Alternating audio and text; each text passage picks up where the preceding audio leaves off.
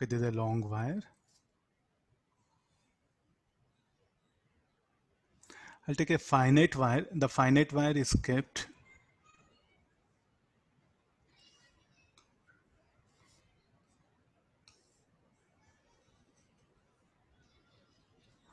what is the force experienced by the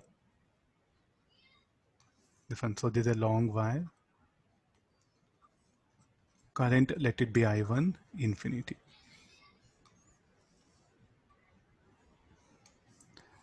With the current here, let it be I2. Let it be at a distance C, and let this length be L. So are you seeing one long wire? There's a long wire, and the black color one is a finite wire. No? So what is the force experienced by this long wire due to current in the finite wire, or force experienced by the finite wire due to long wire? As it is a mutual, no? So which will be easier? So assuming, because as a mutual, so I'll assume that the short wire or this finite wire or this horizontal wire is present in the field of long wire. We know field due to long wire. So here, how the field will be into the plane. Then B bar. So if I assume a small element of length dx, so what the force will be in this direction. So what is the expression for df? Df is equal to b1, df2 is equal to b1 I2 into dx. So what is b1? Mu naught I1 2 pi x. So this is equal to mu naught I1 I2 by 2 pi dx by x. So where the wire is present, it is present from region x equal to 0 to, so here let me define limits, no?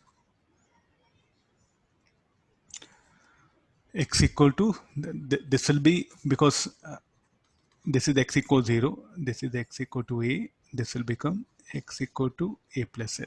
Because I am defining b bar from where? From the long wire 1. So x equals 0 is the location of the long wire. Write it here. So where the that black color wire is present in the region x equal to a to x equal to l, no? X equal to 0 is this one, a.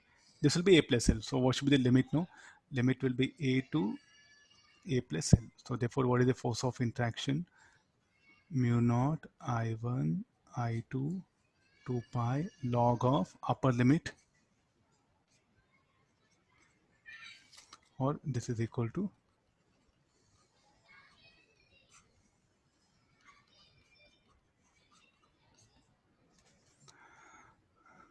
now what is actually the situation of this? Means like there's a long wire, no? And the short wire is here. Now where do you show this force?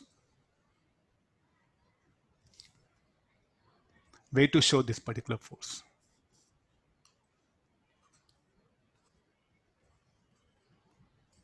Shall we say at center of mass? No, nothing. You look at the element here. The element, you assume one element here, one element here. Which element will experience more force? The one which is near to the long wire, no? The one which is near to the long wire is going to experience force. So you assume two identical elements, one here, one here. This element will experience more force, no? So therefore, the point of application should not be at the center of mass here. Should be towards left.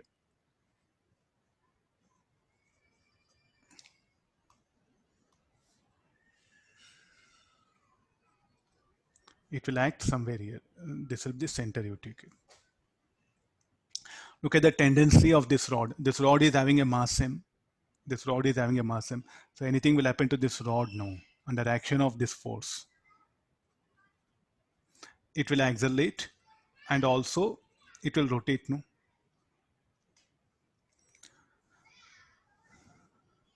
Can we calculate the torque? Because again, it's a rigid body. It's a rigid rod. Let me take it.